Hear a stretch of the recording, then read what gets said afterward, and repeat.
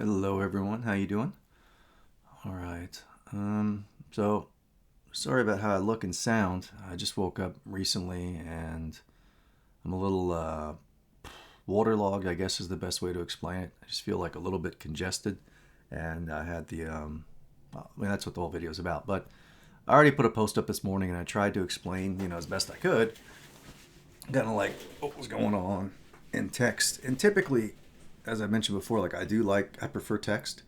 So I just like to do it that way. I think it's faster, less bandwidth, and it's just easier to get things out. And I have to be led to make videos. I really do. I've tried to make videos before. Like I've tried doing it when sorry about the accent, but I've tried doing it when I'm not like led to do it. I like try to force it a little bit, Like if I was making money to do it, I'm sure I'd be making videos all the time, right? Because that's like the motivation. It's your job. You make money, so it's you add money into the equation. It kind of messes things up. But with me, all the videos I've ever made, I've always felt led to do them for one reason or another. I get attacked. I feel like crap one day, or whatever it is. Whatever you've seen some of the videos, I'm sure. So it's like I have to be led to make them. I've tried before. I don't even think I've tried twice because I tried one time to kind of push it. I was like, you know what? It's been a while. It's been like a couple weeks, and I feel like I should make a video. So I'm gonna go ahead and make one. And I started to make it, and I got like I don't know, maybe a few minutes into the video, and I was just like stumbling all over my words, and I didn't know what I wanted to talk. It wasn't meant to be, and I knew that I was pushing it, like I was forcing the issue instead of letting the videos like come out of my life. I was literally like trying to force the issue, and it fell apart. And I realized that a couple minutes in the video, I'm like, what am I doing?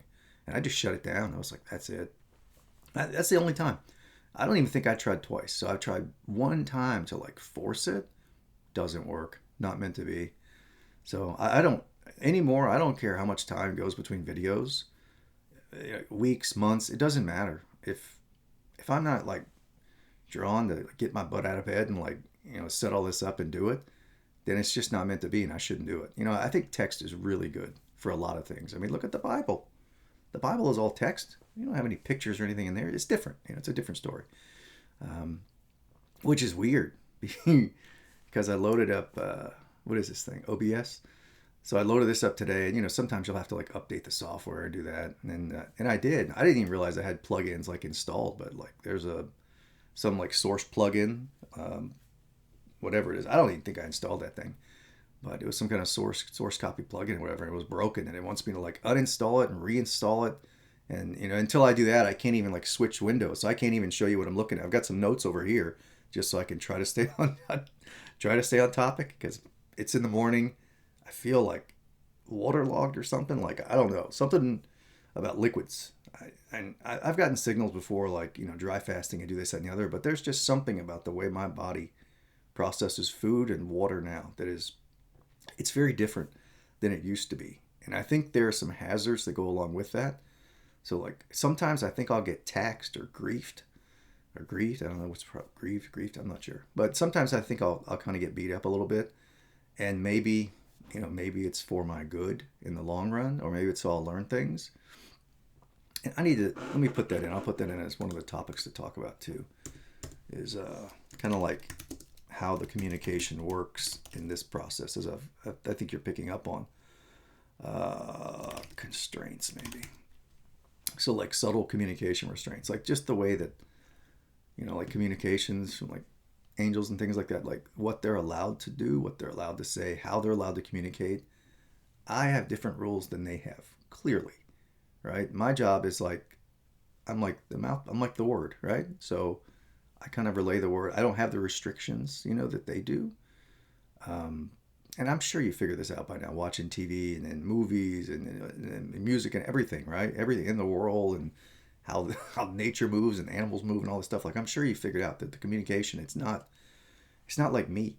It's not like someone's sitting down and saying, "Hey, this happened. This is why. This is what I feel. This is what I think. This is my opinion. This is what I'm going through." Like I can be direct. I can just tell you whatever's on my mind. I can just tell you, and I don't have a PR department to get in the way. Sometimes, maybe that's a good thing. Maybe not always. Sometimes Maybe it gets me in trouble sometimes. Who knows? Sometimes I'm a little too playful. But so that's it. So I can be direct. Like my word can be direct to you. Whereas angelic communication, they are under like a spiritual NDA, if you want to call it something like that. They're not allowed to be direct, right? They're in character, right? They could be a good character, they could be a bad character. It's like a play that's going on all around us all the time, right? This is like a huge stage, and you've got these actors, like these hidden actors, and they're playing roles, and you got like, good guys and bad guys and girls, right? Good, good actors, bad actors. So it's like this big stage, this like spiritual stage, and there's all this stuff going on, and people like angelic communication, they communicate, yes, but it's a hidden, subtle way. Like you're watching this person, and there's these people like moving in the background, and there's like birds flying around, and there's lizards moving, and ladybugs, and like you got to look at everything. I mean, you got to be on your game. Like, I don't know if third eye is really a thing, but if it is, like your third eye, your spiritual vision, let's call it that, your spiritual vision needs to be on point. If you want to catch everything, your spiritual vision needs to be amazing, which means that, you can't have intoxicants in your system. If you do, you're going to go blind, spiritually blind. I've had my run-ins with weed and stuff, and my brother, he's got the medical marijuana card, and he finds it helpful. He's had a lot of problems with pain pills, addiction. He's had a lot of addiction issues his whole life.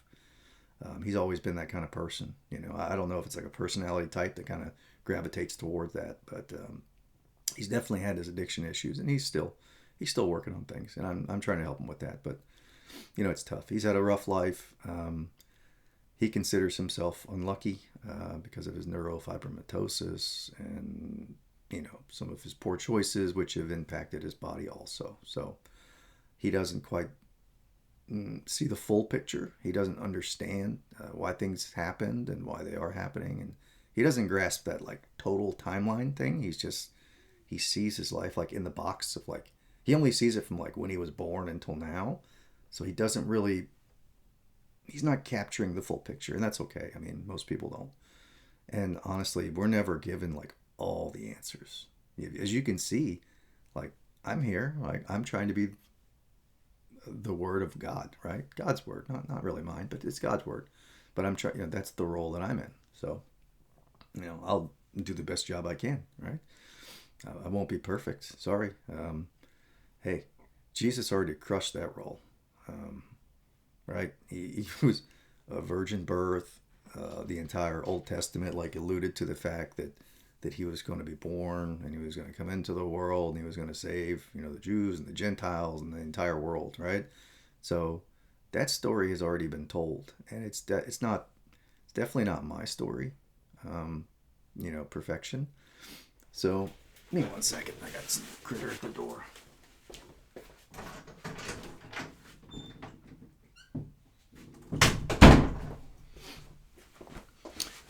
Never mind. She doesn't want to come out. So, but yeah, like Holy Perfection, like he already crushed that role. So that's done. And that goes back to the name change thing, which I'm going to try to stay on topic. I'd have a lot to say, but I don't want to be jumping all over the place here, especially the way my mind works. So I've got some notes over here, and I'll try to stay on topic. But the whole point of the video was about the attack that happened last night, which ties into like fasting and like food and water and the changes in my body and like castration and name changes and subtle communication and spiritual NDAs and oh my gosh, high marks and all this stuff, pride and humility. I will try my best to somewhat keep this organized. So and I just woke up, so that's not helping. So let's just start with last night, the reason for the video. So fasting went great. Dry fasting, for me, works amazing. It's an awesome tool. Spiritually, physically, it's awesome. I also use it for atonement.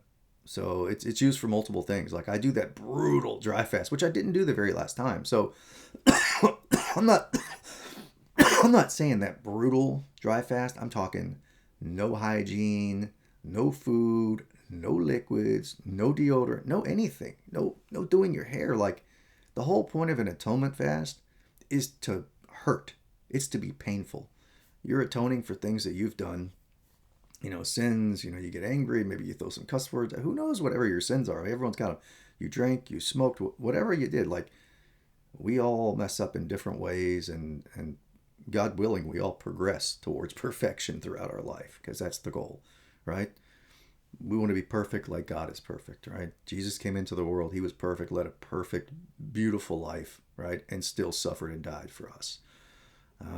That's not my story. My story is completely different. But I don't, and that's the communication I'm getting is like, I don't think we're allowed to like tell the same story. I don't think this is supposed to be, this is not like Jesus 2.0, right? This is not the old Jesus, and then and that story, like just retreading the same exact thing and like going back to the same exact places. Although I want to, trust me, I would like nothing more than to get back to Israel. I had a great time. I've only been there for 10 days.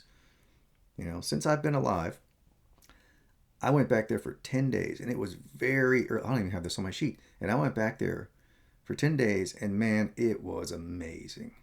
The clouds, the sky was beautiful. You should have seen it. Oh my goodness, we had this. It was like a luxury tour. It was with my church, and my church, my old, it's my church, but it's not really. I don't go there physically.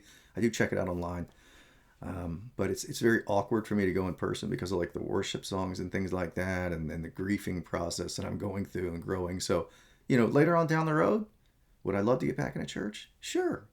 I want to be in communion with people. I want to be around people. It's not good being separated like this all the time. It's not good for people. And with my brother, I notice it completely. He doesn't realize it. He thinks that he can live his life with his ailments that he's dealing with. And I understand that. He's got a prosthetic. He's lost a leg. He's got neurofibromatosis. He had a leg that literally rotted off of his body. The compression from I won't use the nasty term they use for that. It's called, most people call it something else. I just don't like that term. I think it's derogatory. But with neurofibromatosis, your limbs get really big. Like some of your limbs get really big. Like they don't belong to your body. Like they're too big for your body. So he's had that. And it got so bad. Like the limb got so big, and he was kind of a bigger guy. He's got some gluttony issues he's working through also, which it's not, it's going better. He's losing weight, but not, save that for another video. But there was too much pressure in the vascular system. And what happened is, I guess it cut off the blood flow. There wasn't getting enough. So his leg, the one that he'd been in pain his almost entire life, right? All that nerves getting pushed in there, all that pain. He'd been dealing with that his whole life since he was a kid. He was a very young kid. I don't think, was he 5 or something like that? He was very young when it started, and he had like the brain tumors, and they had to go in there and they popped him out. And as soon as they did, it kind of like fixed that issue. So the headaches went away. But then the neurofibromatosis, like it moved into different like nerve areas of the body. It's a horrible disease. So essentially it was in his brain, and when they got it out of there, it's like it moved to his leg. I mean, that's it, like it seems like a curse. Like when you get something like that, it's bad. It's really bad. And it's tough to explain to people like, why that happened. And it's dangerous. It's dangerous to get into.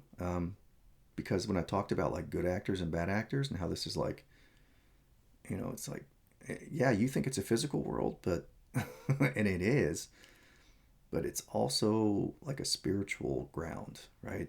This is like it's a weird place, it's a place where like horrible things are allowed to happen and horrible people are allowed to be here and good people are allowed to be here. So it's kind of like, it just depends on who you are and where you are in your situations, but it can be a pit or a palace, depending on who you are and what's going on in your life and your history and all that.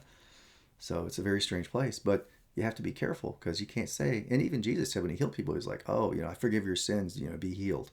So, he associated like physical ailments and things with, with your sins being forgiven. But you have to be extremely careful with that because we don't know, They're good actors and they're bad actors. There are angels that come down here as handicapped people because they give hope to other handicapped people. That's kind of their thing, They agree to come back down here and be severely handicapped for no other reason than to give hope to other people. Now, if that is not angelic sacrifice, I don't know what is. And you know what? They're happy to do it. Yeah, they love it because they're all about helping people, human beings, us, me, right? I don't have any magical powers. So they're all about helping us, like our supernatural powers, not magic, sorry, supernatural. But yeah, they're all about helping us. So they'll come. So you have to be careful. You can't just say, "Oh, that's probably some sin." Like, look, the true answer is we don't know. I don't know. I can speculate, and based on like my brother's attitude and his lifestyle and stuff, yeah, it's maybe maybe he's being taxed. Like if he was being taxed for some things that he had done before, I would not be surprised at all. That's all I'm saying. I'm not telling you I know exactly why he's gone through that, but I do know that God is fair.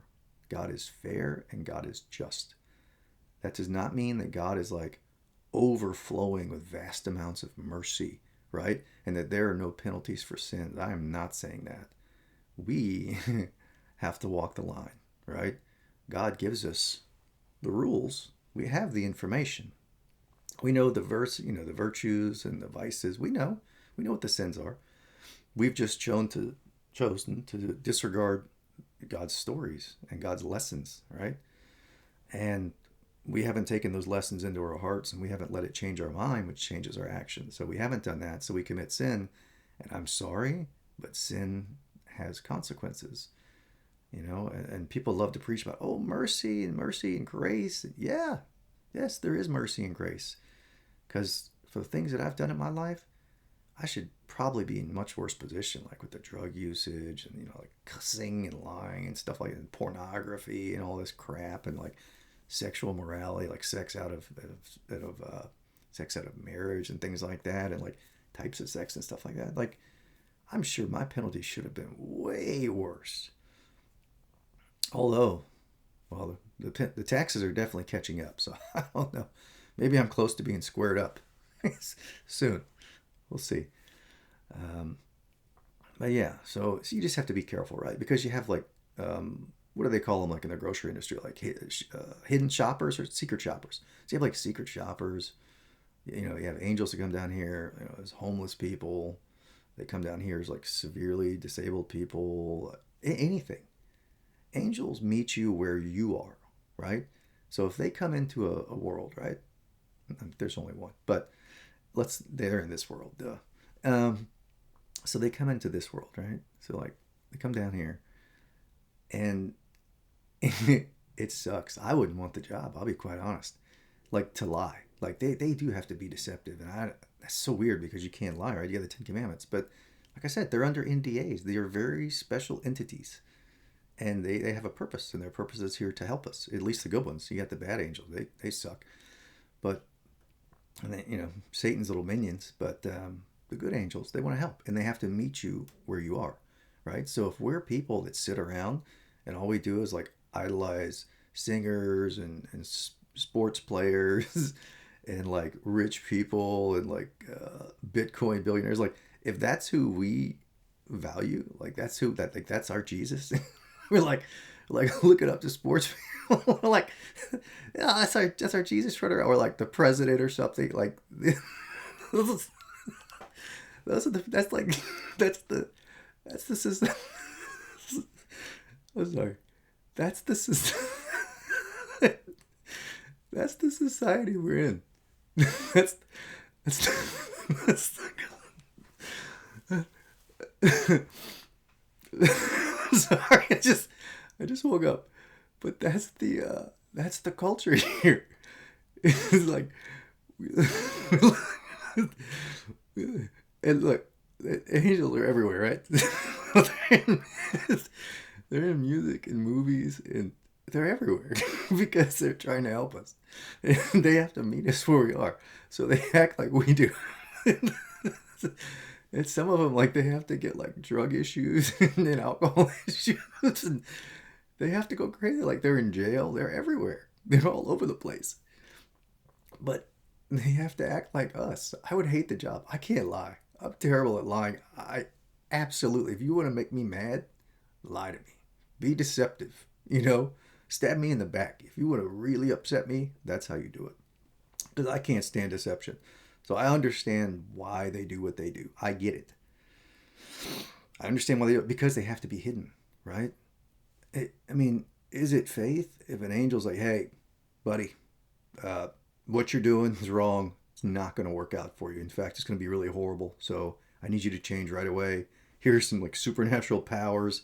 I'm going to turn some water into wine. I'm going to do all this stuff, right?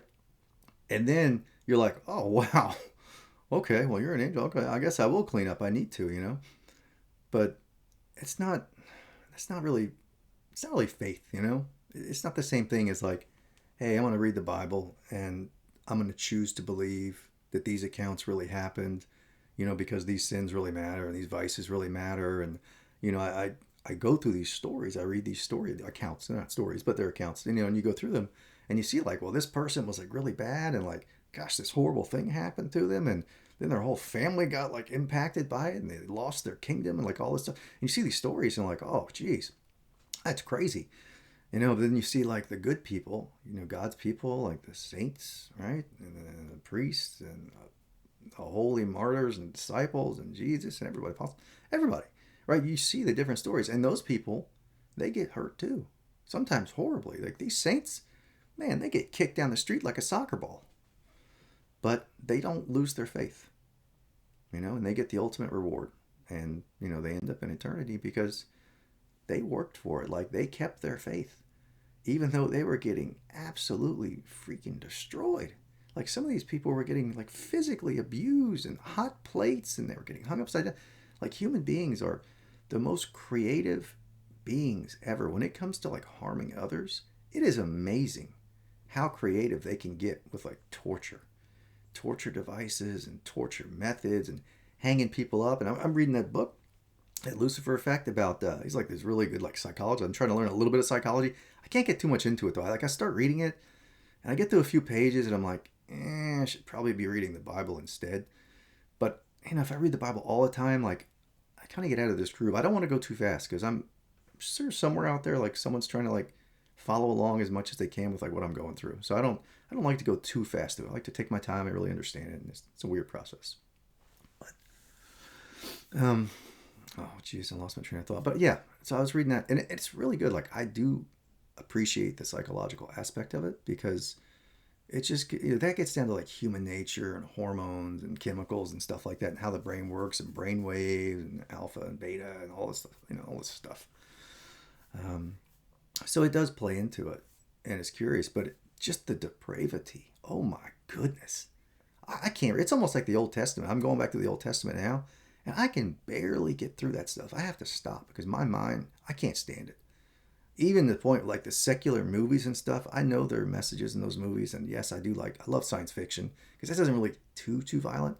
But the rest of this stuff, all these movies, they're cussing, they're smoking, they're drinking, they're having sex, they're having group sex, they're having gay sex, they're having all nasty butt sex, disgusting garbage, like all this crazy stuff. And it's everywhere. It's in all the movies. It's so hard to find a movie unless I don't know, maybe I need to go watch cartoons again. But you can't, and the longer this process goes on, the more my mind changes, the more I see it. And it's like, I don't want to see a pit. This is like a pit place, just the culture, the culture, the way what it's turned into. But even the movies, like I'll start watching and all of a sudden they're cussing all over the place. I can't stand that.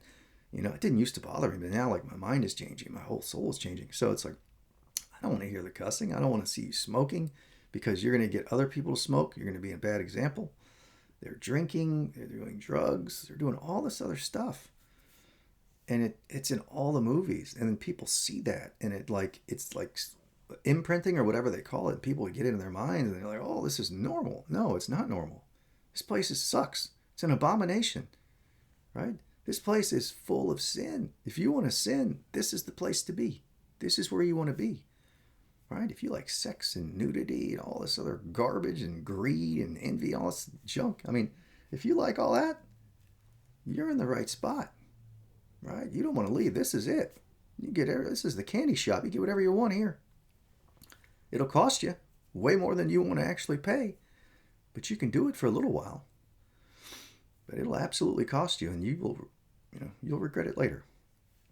So just keep that in mind. So let's try to get back on topic because it's going to run too long. I got a volunteer event downtown, so I want to get to. Oh, speaking of volunteer events, real quickly. So I went to a volunteer event. It was a new one. I usually do Compassion, World Vision. I like those. You get to go. I like the Christian music. I do feel super awkward going to these events though, especially with the music, because of the wording and it's all based on Jesus's life, right? His perfect life and his virgin birth and the Virgin Mary and everything. So the verbiage, it gets a little awkward for me. And it's real in it because you're trying to tie it back to loss of ego, and we're trying to be completely humble and show humility and things like that. And then you see someone upstage, like a rock star, whoa, yelling and running around, and everyone's cheering. It's oh, the holy God, and the angels are bowing down, and they love him, and it's amazing. And it's just it gets awkward for me just to be involved in that whole process. But I do love the music. The music videos, no. Even when I post stuff on the text out, don't go look at the videos. Benj is one of the singers I like. I like a couple of things. He's a good guy. I like his songs and stuff, but it's a different style, right? And some people love that style, and I like it too, right? I like that style. I grew up listening to a lot of hip hop and stuff like that, which has absolutely horrible lyrics in it. But Benj is kind of like a crossover point there, where you can get that kind of style from a Christian angle, and people like that, and I like it too. But the videos, awful. You see this dude out there running around with his ripped up muscles, spending way too much time in the gym. Got his little tank top on, running around like he's hot stuff. He's running around on these mountains in the background, making me jealous. And, he's got all these hot girls laying all over his boat. And he's just rolling down the water, just having a good time. So don't watch the videos. They'll make you envious. And there's way too much skin action going on in those videos. But like I said, this place is imagine you're in a play, or you're in you're in a live. This is a live movie that's playing out, and you have good actors and bad actors. Some of the actors are in the middle. It just depends. Everyone's got their roles, right? Everyone is in role, and it's like the CIA. There's a term they use. I think it's like you die to the lie. No matter what, I don't care if you get killed. I don't care what happens. But you do not break cover. You were given this persona. This is your job, your role. You do this. You do not break that for anyone. They've got an NDA that's ironclad that they cannot break. So I don't care what you do. They're not going to be oh yeah, I'm an angel and I'm from heaven and all this stuff and oh yeah, this is no. That's never gonna happen. Ever. It's not going to happen. So those NDAs can't be broken, even with me. So it's no different with me. I interact with them the same way you do. And honestly, my interactions with them are even worse because they know I know. So it's even more awkward for us to interact than for you to interact with them, right? So you can forget that. There's never going to be a situation where oh yeah, let me tell you everything about everything. No, that's not going to happen. It's just not going to work out like that. So it's why they call it faith, right? So ironclad, CIA style, die to the lie. You can forget ever breaking cover. I don't think that'll ever happen. But let's try to get back on topic because I do have a volunteer thing. I gotta get going here. So last night, I told you everything was going fantastic. My body was responding great. Did the dry fast. I did 7 days. At about day 7, I don't know if I've made it to day 8 before, but day 7. And I've done that one a couple times. I've been trying to do this 40-day fast. I've been trying to do the Moses fast, right? The Moses, the Elijah fast, the dry fast, 40 days. Jesus did the 40-day food fast, where it says he broke the fast and he was hungry. Didn't say he was thirsty, and it specifically said, I think, that he just only what is it? He did drink, I guess. He ate, but he did drink. So and that seems more normal, right? That seems like a more normal example. You give people an example of 40 days fasting with no food and water. Like, people are going to die trying to do that. Because it felt like I was going to die, even though the Spirit did say to me one day when I was driving in the car that Jesus did do a 40-day dry fast, and that was kind of expected, and I was like glowing. So I was like, okay, Spirit confirmed. Let's do that. Is it a timing issue? Maybe. Right? It's 2026, or it's about to be. It's not even 2027 yet. It's certainly not 2029. Um, so this isn't going to happen tomorrow or anything. So maybe it's a timing thing. I don't know. Maybe I'm getting my body like prepped up, or there's like a transformation that's happening within me. There's definitely a transformation of some sort, like spiritually and otherwise. So let's see. Let's just see how it plays out. We'll see. But so far, I've done the 40-day fast where you just do the water fast, and that's not easy, right? That's tough, especially when you live in a house full of people who are eating and drinking. It's really difficult. But I got through that. And I was trying to do the 40-day dry fast. So I'd get through like 7, 8 days. Let's call it 7 for sure. And um, by about day 5, you're getting weak, of course. You're not eating or drinking. So you're getting weak. And then by day 7, like about day 5, though, my heart palpitations start. So I think, I'm not a nurse, but I don't work in the medical field. I think from what I've looked at, it has something to do with your blood volume. Like, apparently, if you don't drink any liquids at all, your blood volume will go down over time. I guess that's a thing. So what I think is happening, from what I've read, is that my blood volume is dropping. So by about day 5, any exertions that I do, like walking around, picking up boxes, whatever I'm trying to do, my heart will start to pump like harder. Like it's harder for my body to do anything. And by day 7, I'm super weak. I can sit, I can lay on the bed, I can type, I can read books and stuff like that. I can do that. But I mean anything, like getting up to go use the restroom because you're still peeing, which is kind of weird. Like, it's usually like once a day. It's not much, but you're still peeing, so liquids are still leaving your body. Maybe that has to do with the blood volume. But you're peeing, and like even going to the bathroom. By the time I get to the bathroom, I'm like, oh, my heart's just like doing this, and I like have to like sit down and get on one knee.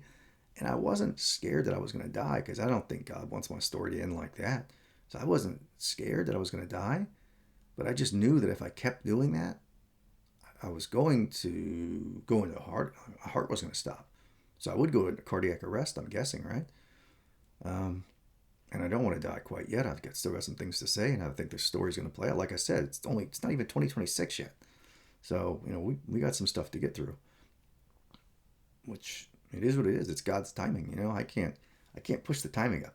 You know, there's timing that's kind of built in there, and I've got some rough ideas on what that is, but I can't push up that timing. God set the timing. I didn't. So it's like things have to play out like it's a movie or a play or something, and like there's different acts in the play, and they have to work a certain way, and it's a process. It's a process we got to go through. So maybe I'm going to get that 40-day dry fast in later, or maybe not. Because like I said, this can't be the same Jesus story that we had before. I keep getting signals like that, like, look, this is not to tell the same. This is not Jesus 2.0. This is not the same exact story. This is not like Jesus pops out virgin birth and then we do the same exact stuff we did before, and we go over to Israel and we get 12 disciples and we run around. It's not the same story. It's different. It's a whole different time period. We have a different history. We're building on that, obviously. That is the foundation. There's no question about that. But it's a different story, right? Moses wasn't Jesus, right? Elijah wasn't Moses. Elijah wasn't Jesus. It's different. There's plenty of people in the Bible. There's tons of people in the Bible. They're all different, right? You don't typically get the same character because, like I said, God writes stories. So you have good characters and bad characters, and they do this and they do that and all that stuff. But this is not going to be like the same exact story. So I hope people don't expect that. I'm sure you've noticed by now this story is a little different. it's updated. I don't know if that's a good thing. Maybe we should have got the perfect Jesus. I don't know. But it is what it is. We work with what we got here. And so that's it. So let me try to get back on topic here. So the fast. I was doing the fast. I got through 7 days. It went great. Audrey, my little friend that was involuntarily like stuffed in my body, quite literally, and decided to take up residence down there in the abdominal region. whatever that was. I don't think it's not a demon. I don't think it's a demon. It doesn't change my thoughts. It's not corrupting aside from sexual defilement. That's really it. It whatever that thing was, like it really loved to like attach itself, to my parts down there. And there was like the milking and stuff. It was basically like a dairy cow just getting milked.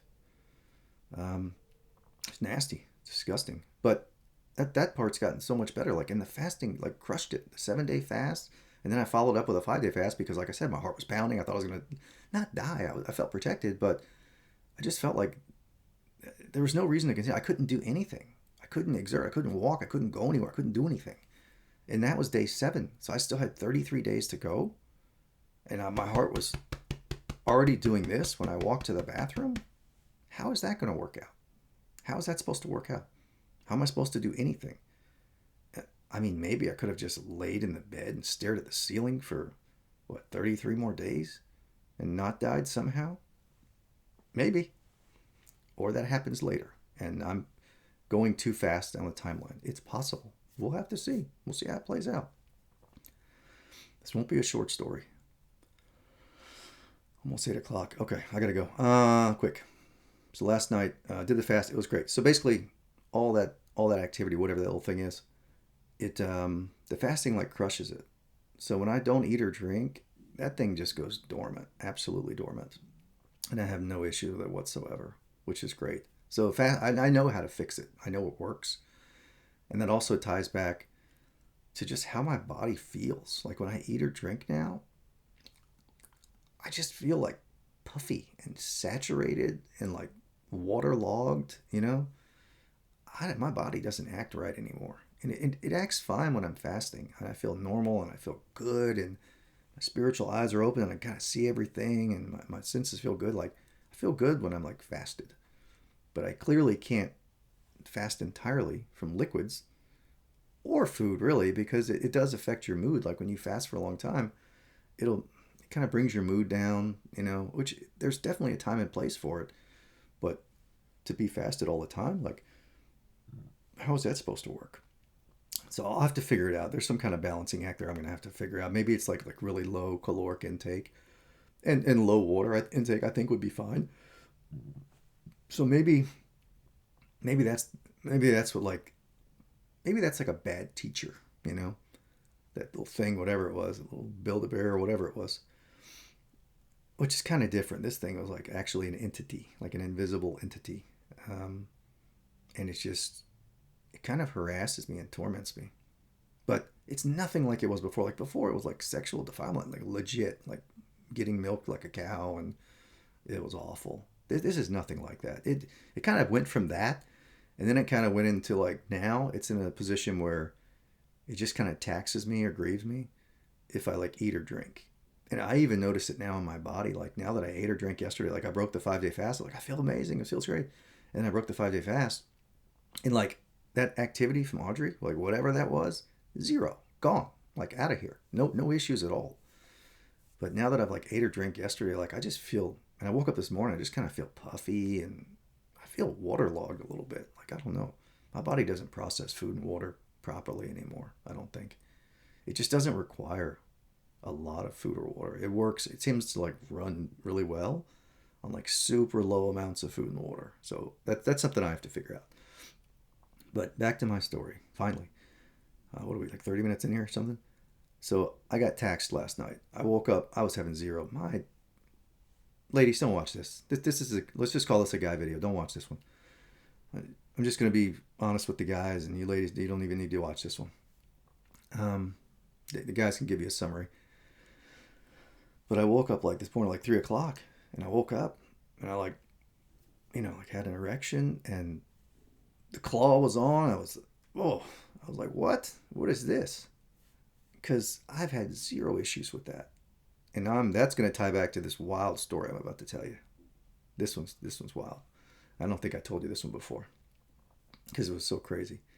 So yeah, I woke up and I was erect, which is weird because while I'm fasting, nothing. Zero. And that goes back to this chemical castration thing that I'll have to explain to you. And then that ties back into like the jumper cables and how all this stuff works. But so I woke up and I had, which I knew was weird because when I'm fasting, I've got like angel nuts. I don't get erect. I don't have any erect feelings. I don't get aroused. Nothing. And I went to that Christian event and the volunteer event, which I think I forgot about earlier. But I went to that event. You should see how these girls dress. The guys are bad too, but the girls are like ridiculously over the top. And because I'm a guy, I think kind of I get taxed by the females more, as far as like eye candy and lust candy, all that crap.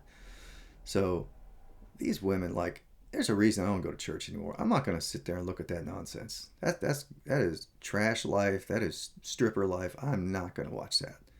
Like, if you're going to a Coyote Ugly tryout, I don't want to know about it. I don't. You don't dress in public like that ever. That's like, have some respect for yourself. Don't go walking around like like you're selling your body, because that's exactly what you're doing. All you're doing is lust trapping men.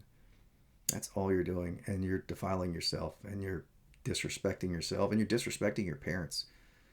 Like, I look at the way you're dressed, and I just feel bad for your parents. If they got to see you dressed like that, that's awful. And if they believe it that that's okay, maybe they dress like that, and there's the problem with the culture. If you don't fix the culture, if you don't fix a culture of sin, you're not going to fix the people, because we're also impressionable. From these screens that we see, and the events that we go to, and the people that we see outside. So we're very impressionable. Our minds absorb things, and so if you don't change the environment, it's really hard to change the people, because they'll get sucked in by everything they see and hear. Like, their senses will pull everything in. So if you don't fix the environment, good luck. Good luck. So I got, yeah, like I said, woke up, had an erection. The claw was on. So I knew what it was, but it was very minor. Honestly, it was just enough to wake me up. And like, as soon as I woke up, yeah, it kept on for a little bit, but I know what full on sexual attacks are like lust attacks, like a straight up, they're going in for the kill and they're not going to stop until you ejaculate. I know what that feels like. This was nothing like that. This was like attacks basically.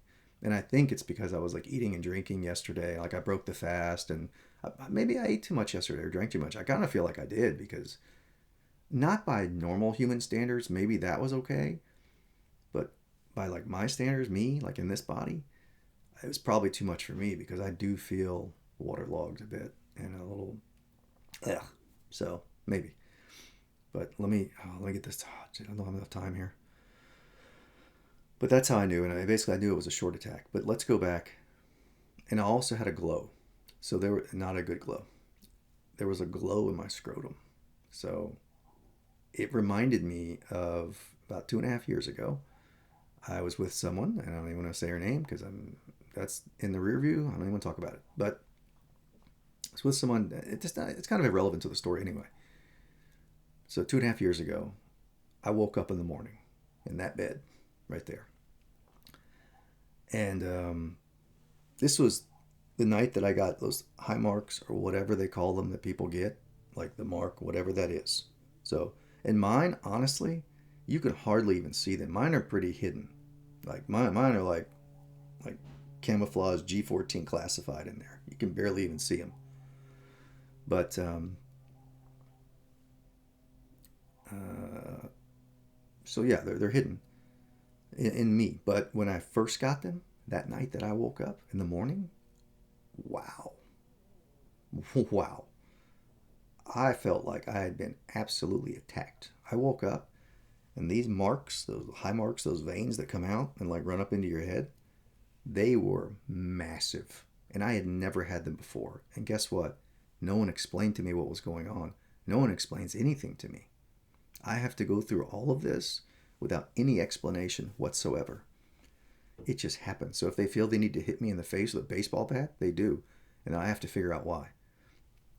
So, so I woke up, and I had these out of nowhere. Never had them before. My forehead's always looked normal-ish. So I woke up, and all of a sudden I had these massive veins coming out from, like, they basically, mine come out from like behind the ear and then they run all over here, and then they go up like into my brain area. So they like run. You can't see them though. If I don't jog, if my heart rate gets up, you can see them.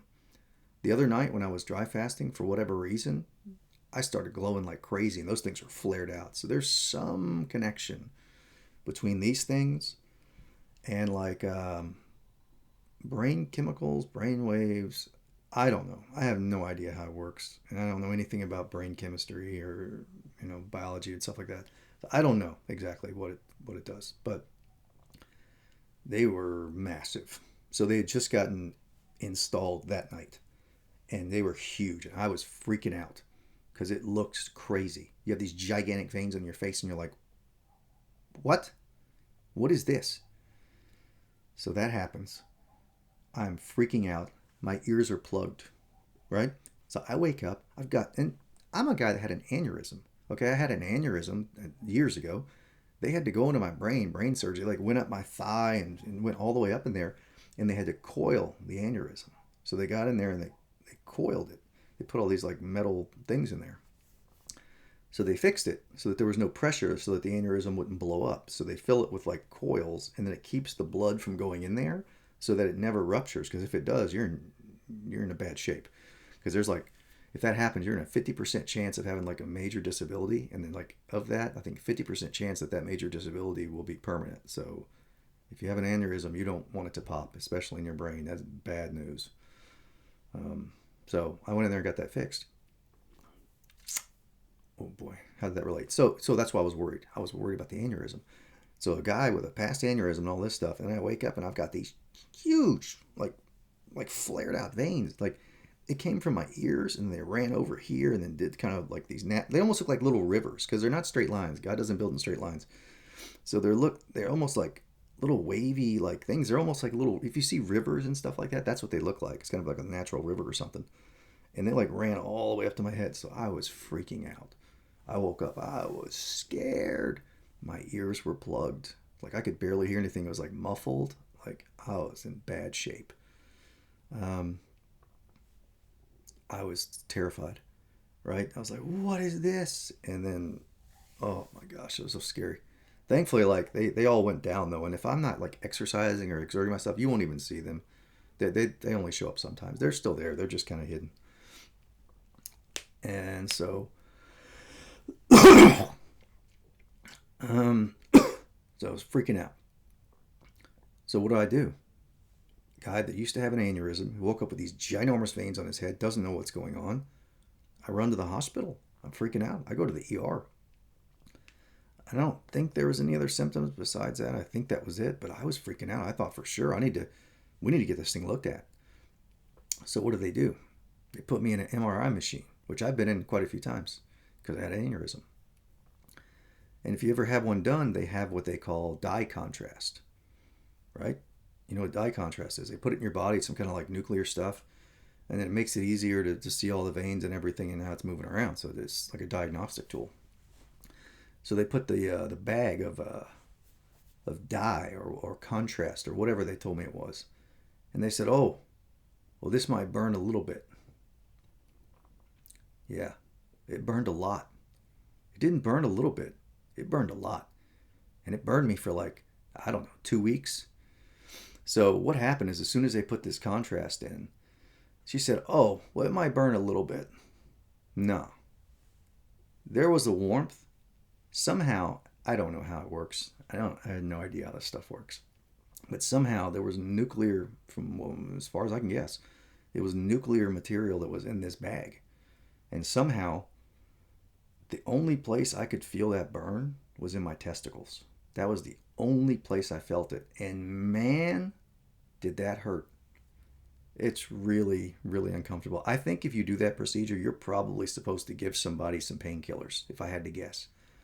But since it was done under false pretenses, without my consent, and in a nasty manner, in a secretive manner, can you imagine that?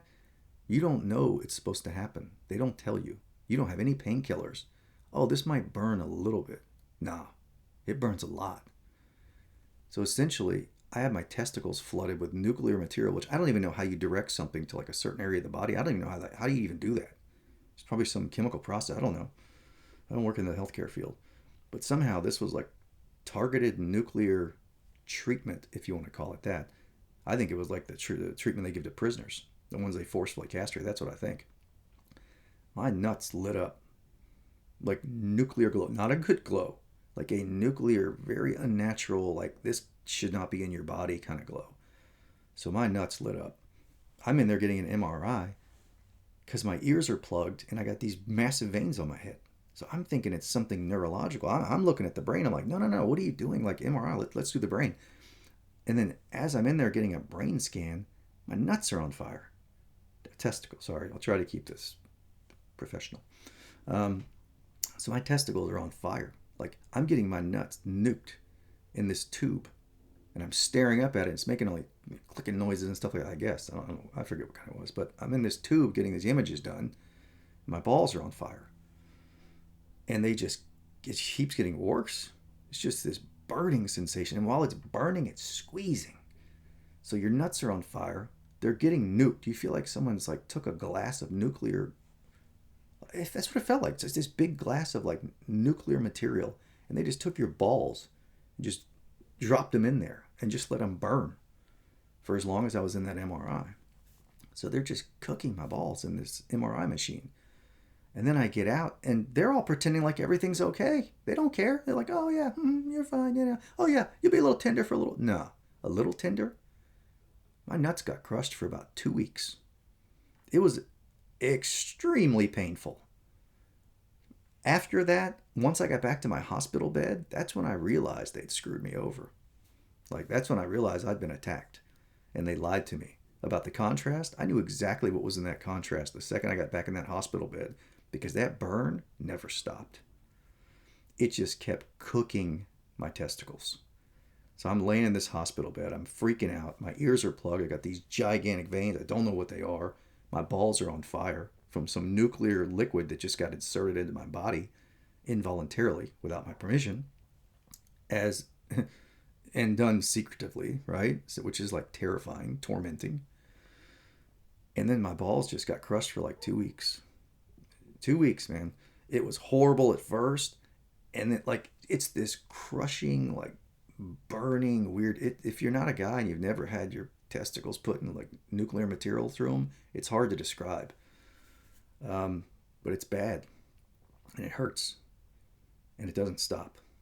It just keeps going. And I think it was about 2 weeks before it was done. Honestly, it might have been longer than that, to be quite honest. It did, it kind of trailed off eventually. Once your testicles are destroyed, I guess it's done.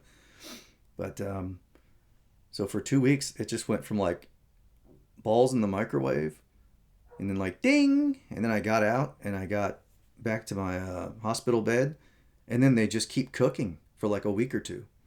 And as this is happening, what you feel, and I've looked at some diagrams and stuff, it looks like your balls and your vas deferens and all of like these reproductive organs, it feels like there's like nuclear, like plutonium or something all over them, and they're just getting destroyed and withering up.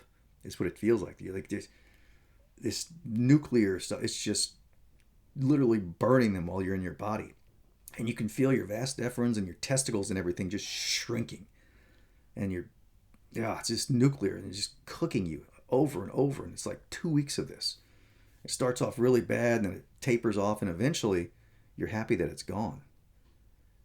And clearly, while this is happening and you're in pain and you're freaked out and you're being tormented and you don't know what's going on, clearly there's no sexual anything going on. That thing's not moving. There's nothing getting that thing off the ground, right? But what you realize when you're done with this whole process and you're like, oh, I'm so happy, it finally doesn't hurt anymore after like a few weeks. Well, guess what you realize then? It doesn't move at all. It doesn't have the ability. It's gone. So, let me let her in.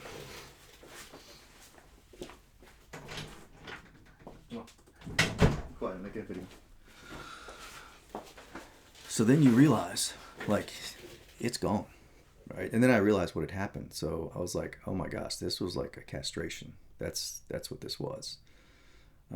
Like I just got castrated. and someone didn't tell me. Then I started doing research. I'm like, oh, they do this to prisoners sometimes, like prisoners that like sexual predators or whatever. What they'll do is they'll go castrate them so that they can never like reoffend. They can never hurt anybody.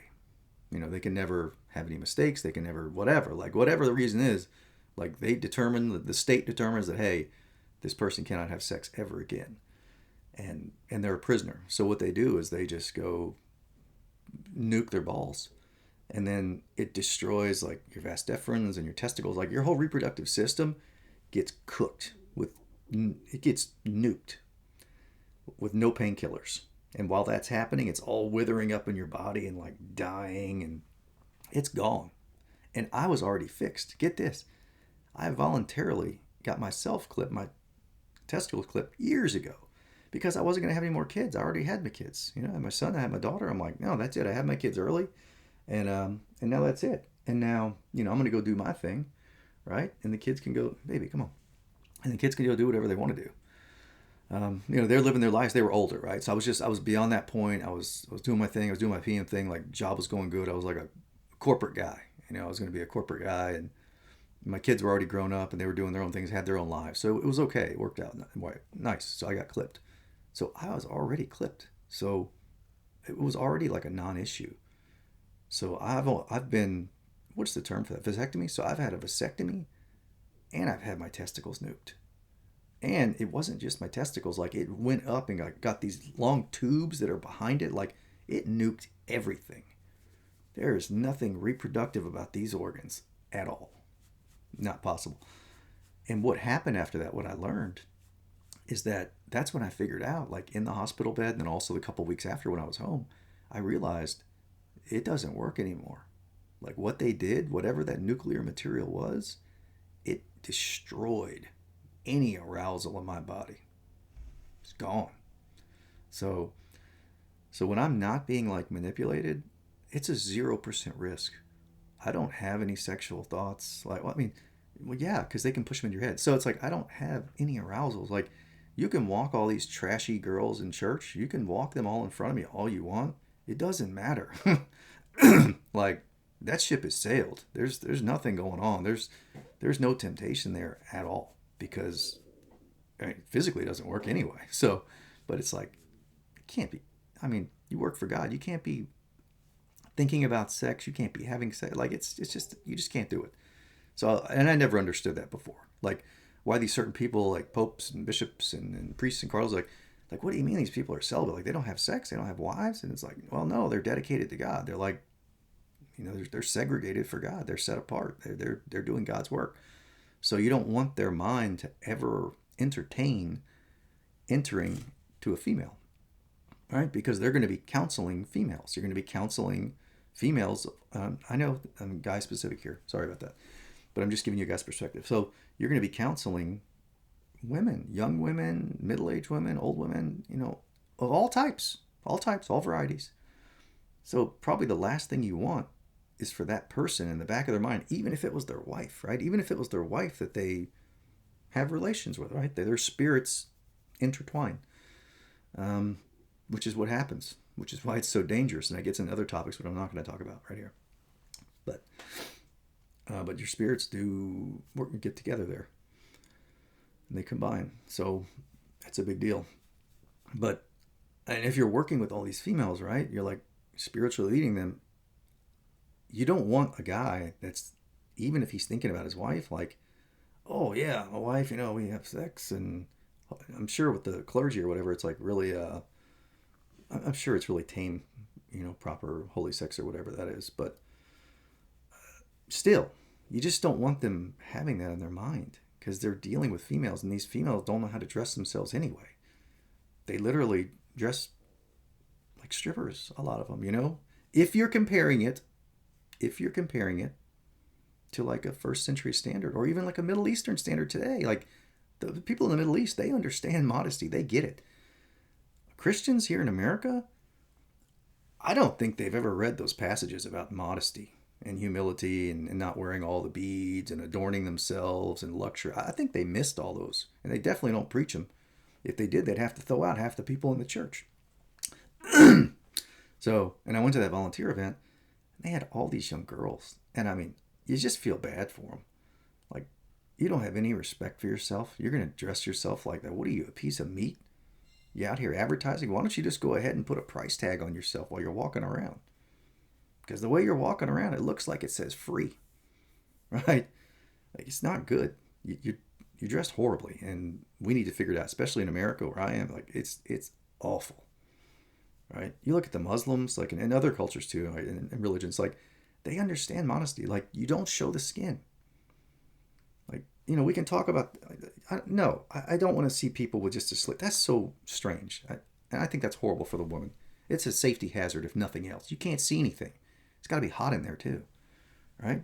It doesn't mean that I'm going to see their hair like all braided up in these weird, like crazy designs with like beads and streamers and all this stuff. Like, no, you don't need all that, right? It's be humble, right? Show humility.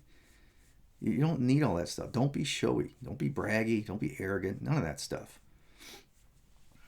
So, where are we going there? You distracted me, Libra. So, the sexual attack. Yeah, I got home. That's when I realized, like, and then, right. And then the, like, celibacy and stuff like that, and chastity. But for the people that are called by God to, like, tend to the flock, like, I get it. You don't want, even if, like, a religious person, like, even if they had a wife, if you're having sexual relations with your wife, you're having sexual relations with a woman. And then you're going to be counseling women. So it's like, I don't want you to have any sex in your brain. I don't want you to be thinking, oh, yeah, this morning I was with, I did this. And then, oh, yeah, this, it's just icky. And then I get it. So it's unfortunate. But some people, when you're called by God in certain positions and you're working around females, it's dangerous. It's real dangerous, especially because they have no idea how to dress themselves. So you'll probably have to tell them, and then it's gonna be a whole conversation, and they're gonna have to. It's called surrender, right? You have to surrender to God's law, and you can choose to be obedient, right? You can choose to be obedient and go the right way, or you can go your way and you can deal with the consequences. That's the choice. So, and you have free will, which, unfortunately, free will can be a curse, an absolute curse, if you don't know how to use it. Because what I'm going through and the training, like, that I'm being, like, taught how to, like, live for God and how to live in a way that it's pleasing to God, it doesn't feel like free will. Like that easy yoke, that Jesus had, like, oh, my yoke is easy and light and all that stuff. I'm not finding that to be the case, at least in my experience. I'm just not. That easy yoke, I'm still looking for it, and I'm not finding it. So, sorry, Jesus. It sounds good. Hey, you know what? He probably said a lot of things that we don't know about, that weren't written down. Maybe some of those we wouldn't agree with either. I don't know. But it's just, it's a thing. So, let's move quick here. I got to jump off of here. And oh my gosh, I've got like probably 2 hours worth of stuff I want to talk about still. But I got to volunteer too. I got to do my thing. So, the scrotum's nuked. Yeah, so there's no issues. If I'm not being manipulated, no issues. 0%. You can walk around in your little mini skirts and your halters, all this garbage, this trash culture. You can prance around like they did right at that event. It's a bunch of young kids, right? It's a music concert. And I'm not even looking. I got peripheral vision, right? And they're just like walking like right in front of us. I'm like, oh, this is ridiculous. I can't believe your parents let you dress like this. I can't believe you don't have any respect for yourself. I can't believe you haven't read the Bible and you don't understand that we can't dress like that. It's not optional. Like, oh, there's a dress code? Yeah. Yes, there is a dress code. And it's important. Sorry. I'm not saying like, oh, this is like the outfit you have to wear. It's not like that. But you have to be humble. You can't be arrogant. You can't be showy and proud. It has to do with pride, right? You're kind of like, you're getting rid of your ego. So, no, you can't dress like a tramp and then run around. And that goes for guys and girls. It's not just the girls, right? That guy Benji that I like, the guy dresses terrible. He's like the worst dresser in the world. And he goes out there and makes these videos and he's like showing off his body and his tattoo. You know what? I shouldn't talk about people individually. That's wrong. So I won't. Sorry. We'll move on. But there are just like instances where certain people, they act a certain way. And it's just wrong. You can't dress like that. I'm sorry. And like my dress, I kind of picked up over time and I'm still figuring it out.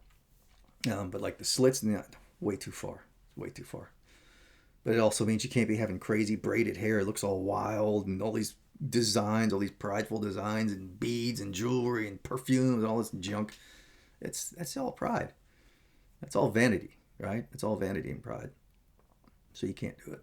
So yeah, that's the castration thing. There's zero interest, but then it goes back to like this morning. Like, well, James, you said that you're castrated, so you really don't have any sexual. So what's going on with all these like sexual temptations? What's the deal? Okay, well that goes back to the whole vampirism,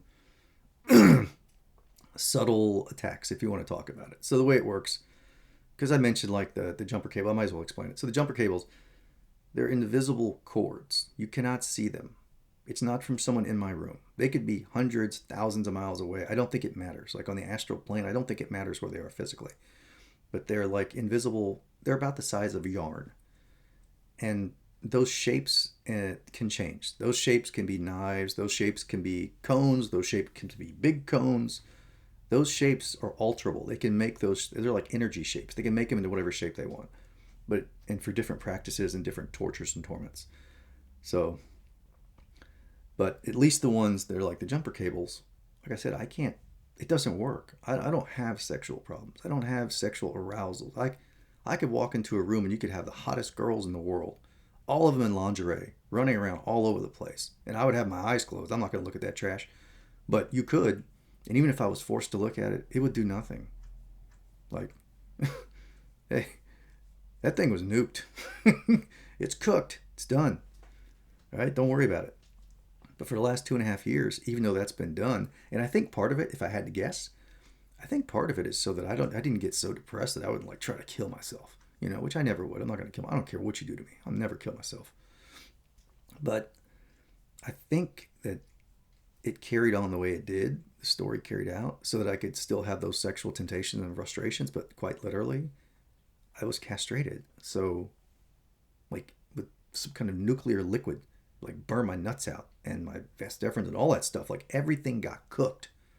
There's just nothing coming out of there. There's liquid that comes out, and that is only if some entities, whomever they are, decide that they want to harass me. So what it will feel like is you'll feel this, it's like an invisible piece of yarn just sneaks over and grabs on and just, like, let's say this is your apparatus. So this little invisible yarn that you won't be able to see will go and stick right on there. And you'll feel it because your subtle body is interweaved with your physical body. So they're weaved in together. So the physical and the subtle are weaved in together. If you ever think of people that have prosthetics, right? They have their leg cut off. You have phantom leg syndrome. That's a good example, I think. I've heard someone use that example before. So their physical leg is gone, but their subtle leg is still there, which is why they have pains in a leg that is physically not there. I think that's a good example. I'm not sure, but I think that's a good example. So, you cut my arm off today physically. You don't harm the subtle structure, but you physically cut it off. I would probably have phantom pains later. So I will feel this arm. I will feel the subtle arm, the energetic arm. I will feel that even though my physical arm has been cut off. So it's invisible. You cannot see it. You cannot defend against it as far as I know. You can't defend against it. But yeah, so this little guy sneaks over. He sucks on there. You'll feel it. You physically feel a pain as if someone took like a little pin and pricked you, or like a little bite. It's like a little bite or a little pin prick. And then as soon as that happens, you will probably feel like a churning or like a color sensation, not color, like a temperature change. You could feel like a glowing or cool. They can change it, right? But it's erotic energy. So when it hits you, within a couple of seconds, you'll go from someone who couldn't get hard at all, right? Hardest you've ever been in your life. Like, it's raging. Like you're ready to go. So that's how effective this stuff is. So I cannot, on my own, I don't even have lustful feelings. Like it's just been nuked. These are like angel balls now. I can't even get down with it. I don't have any interest in that at all. Right? It's not something I can do, and it's not something, I don't even think about it. It doesn't bother me at all. It's just, as much as I didn't want that nuclear process. I didn't want my testicles thrown in the microwave, but someone did it for me. And I don't agree with it and I don't like it. But I will say that when I'm not being harassed and artificially, brought up, that my life is just easier. I think it's kind of like why, people get their dogs fixed or whatever so they don't act crazy. Like male dogs, they don't like running around, going all over the neighborhood, going crazy. Like you get your dogs fixed. I guess it's like that. If I had to find some kind of example that maybe is close to something you would understand, it's like you don't want your dog being aggressive and nasty and running around trying to fight everybody and sleep with everybody. Like you get them fixed. And then once they're fixed, they calm down and they're nice and they're gentle and they're, you know. So, and I like animals. I like dogs and cats. I like all the animals. I don't want to hurt anything. But that's the closest example I can give you. It's kind of what it feels like. It's like your dogs kind of, they don't worry about it because, well, they don't feel anything. So they're not, you can walk all the little cute poodles in front of them you want to. It doesn't matter. It's just not something they worry about. But like I said, when they hook the jumper cables on, you can be someone who has no sexual interest whatsoever. You're just like, it's not something you think about. You don't worry about it. And then within about 5-10 seconds after those cables are on, boom, you're ready to go. And then you combine that with the flooding of images into your mind and a flooding of lust, like that lustful energy. You can go from someone who has absolutely no interest in sex or the opposite sex, right? Having sex with the opposite sex, something like that.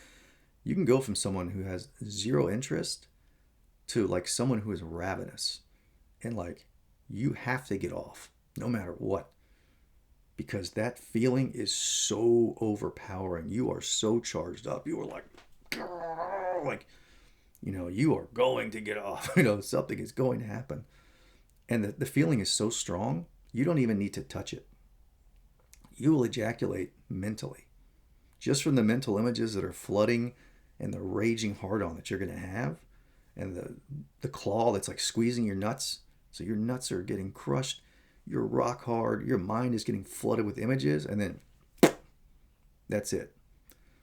And this is from someone who has zero sexual interest. So you can go from zero to, it's off. And that's without making any physical contact with your own body. Or they could do it a different way. They could crank the notch down just a little bit. Instead of hitting you at 100%, they could hit you at 80%. And they could just torment you like that with the images, rock hard, throbbing. You can feel the blood just flowing. You are like pumped up. But they don't take it to the point where you actually get off. They just keep you there and they wear you down for hours until you grab it and finish it off yourself, which is a sin upon you because you just quenched the spirit, right? You just did something you're not supposed to be doing with this hand or whatever hand you use. So you can't do that because number one, chances are you're not going to figure out how to do that without having any thoughts in your mind. Like with it just being a physical process without any images of any girl that shouldn't be in your mind, you're probably not going to be able to figure that out. You're going to mess that up. You're going to mess it up. And even if you could, you're quenching your spirit. Like as a guy, that's your gasoline down there. What?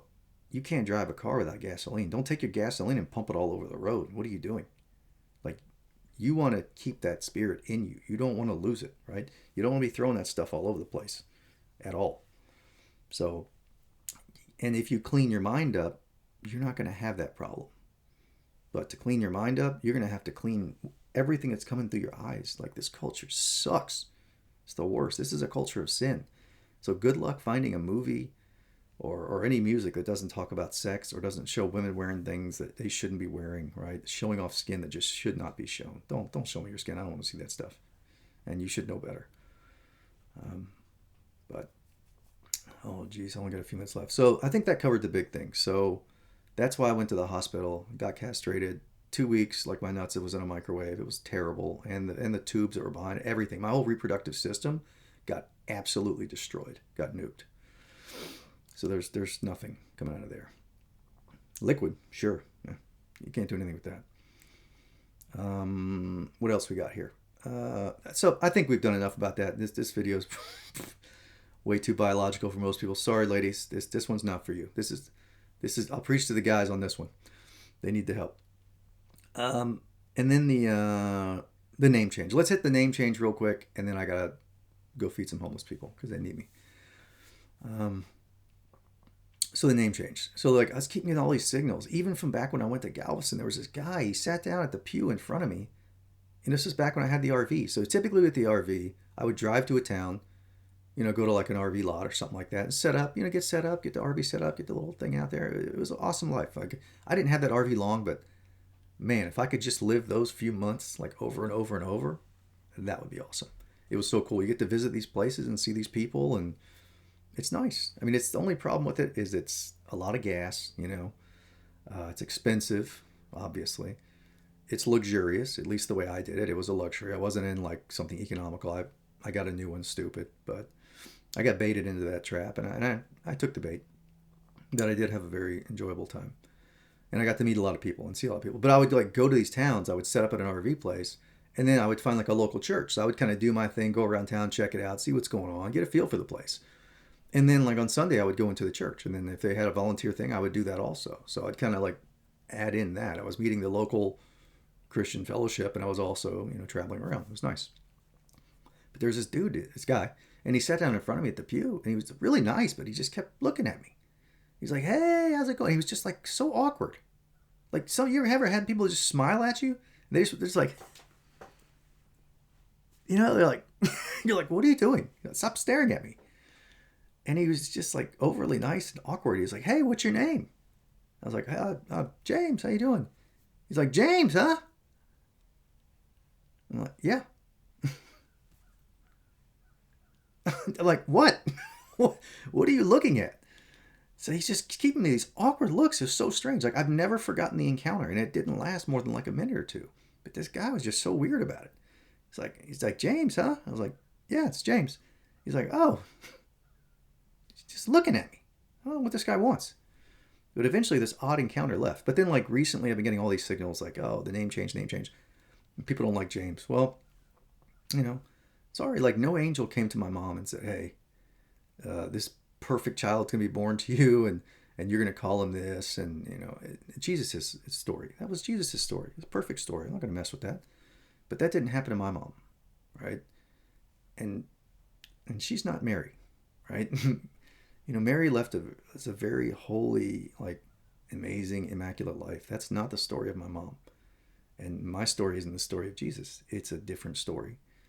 I think that's a thing. Like, you're not supposed to have the same exact story. That's not the way it's supposed to work. It's a thing. I don't know. That's how they do it. Like, it just cannot be rinse and repeat, cookie cutter. It's just not the way that it's done, That's not the way it happens. So it's kind of like they need to be like original, they got to be different. It can't be the same old retreaded story over and over again. And we have a lot of time, so let's just see how it plays out. But I think that's most of it. But the name change, like, so I can tell from my name and other things, like, I know what the name is and I know what it's supposed to be. But at the same time, no, I'm not going to take, at least as it stands today. And it's all, I leave this open for revision later, right? As it unfolds. I'm not slamming the door on anything. But I would never, given the life that I've led and what I've been through, and as part of this process, I would never sully Jesus' name or tarnish it by putting it on myself. That's how I feel. I don't feel I deserve to carry that name. That's not the life I led. No angel told my mom to call me that. I was definitely not sinless. I'm still working on it. And granted, I've got beings that are much more powerful than me that are manipulating me sometimes into little traps and things like that. And they're deceiving me on purpose and it's testing and trials. So that wasn't my story, And I wouldn't do that to Jesus. Like, he came and he lived his story and he did his thing and that's his name and he earned it. And I don't have the right to carry it. Not the way I lived my life. I wouldn't do that to the name. I wouldn't sully Jesus' name. Like,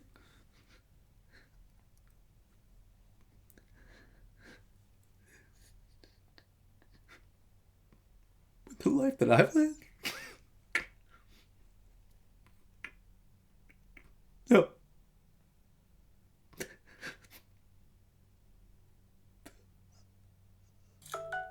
I can't do that to him. I wouldn't feel right about it. There's no way in hell I would take that name because I didn't earn it. Not through the actions of my life, even up until yesterday or any day. I didn't earn that name. I didn't live a perfect life. Right? I wasn't perfect. And I'm still not perfect. And I'm still working on it. But I would never defile his name by putting it on my body. With everything that I've been through, there's no way I would do him. I would never do that to him. Because it wouldn't be fair.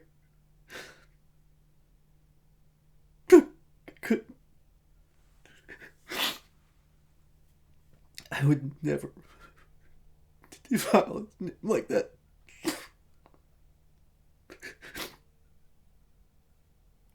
So that's what he went through in his life. And what he had to deal with and what he did and everything. His entire life. Like what he went through and as pure as he was and his burning heart of passion about like I don't know that I'll ever get to that level. But I'm certainly not there now. And that, as much as I don't want to talk about sports and things like that, Jersey is retired. He did too much for it. And I'm sorry to use a sports analogy. I don't like when people do that all the time. But because of how sports is like idolized and I don't like it. But as far as I'm concerned, like that jersey's retired. And I don't have the right to put it on.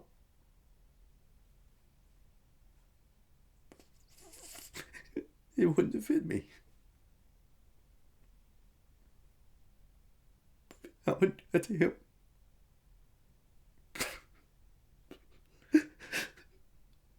I would never do that to him. Not as sturdy as I've been.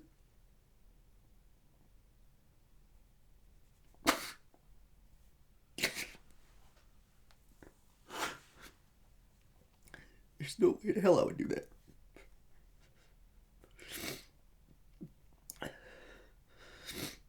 So, I can't use that one. And I know the other one is supposed to be. But it's a pride issue and humility and being humble and you know, if anything, my life so far is like one of someone trying to get to like sainthood or prophet or judge or priest or whatever you want to call it. But his story was different than my story. My story is probably closer to your story, you know? I don't think any of us lived a story like Jesus did. This was unique. It was prophesied for so long, and prophesied for so long, and it played out the way it was supposed to, and it was a perfect story, and there's no reason to mess it up. I wouldn't do that to him. There's no way.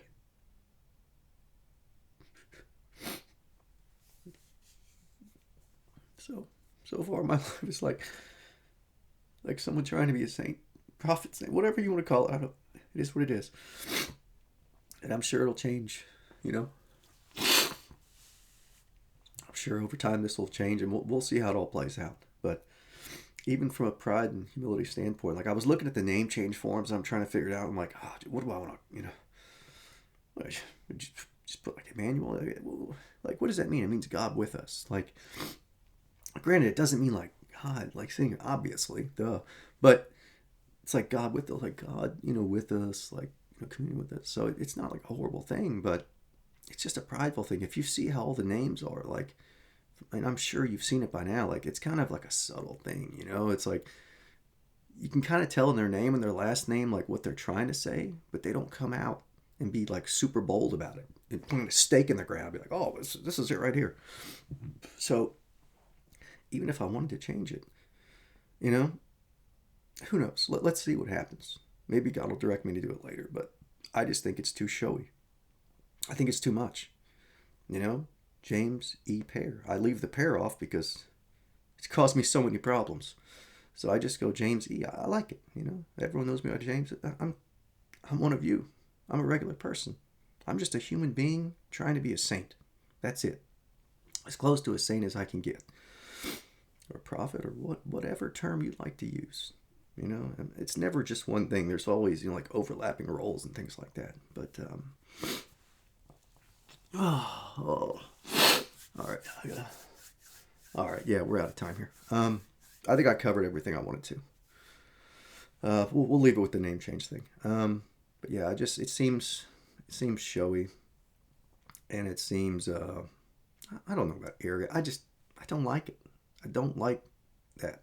I don't like being the center of attention, and like I'm not there. I don't like getting up on stage and like everyone look at me and let me tell you what's going on, and let me get my staff and my cool fancy robes and let me be somebody. I just don't like it. It feels awkward for me. I don't like. Naturally just my soul, like who I am. I don't like that. It. I don't know. I just don't like it. I think it causes so many problems here with people that want that. There are so many people that want that. They want the nice robe, and they want the watch and the chains and the sweet glasses and the sweet hairdo and all this stuff. They want the sweet house, and they want to be a king. They want to be a king. They want to be a queen. They want to be a prince. Everybody wants to be royalty, right? That's the problem. Everybody wants to be royalty. And nobody is willing to take that crown off and cast it on the ground and say, I don't need to be royalty. I'm one of you. I'm just like you. I came down here to be just like you. But at the end of the day, what I really, really want is to be just like Jesus. But I'm not there yet. And I'm still working on it. And, it'll be day by day, but I'll get there. And I'm being attacked, and it's not fair. I'm fighting entities that have way more skills than I do. Thousands of years of experience in defeating people just like me. Human beings. So I'm going to keep fighting, and I'll keep sharing God's word with you as best I can. And I'll explain to you what's going on as the process goes on. But,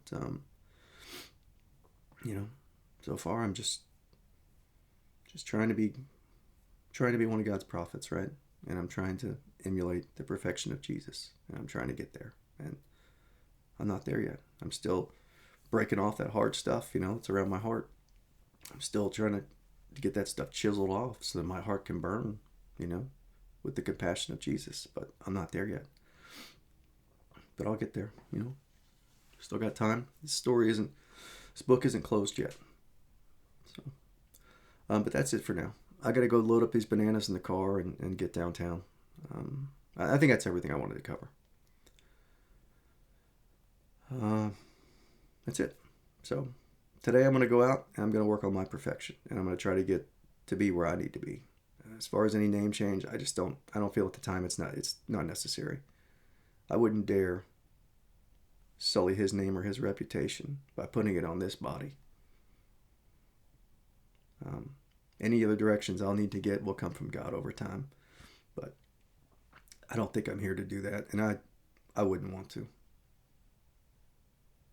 I would never do that to him. Not with the life I've led.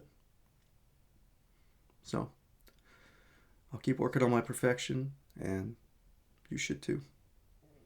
But that's it for now. So I hope you have a great week, and I hope you're blessed. And let's just all let's try to get perfect, right? Sacrificial obedience, unity, and love. That's what we'll work on. That's it. God bless.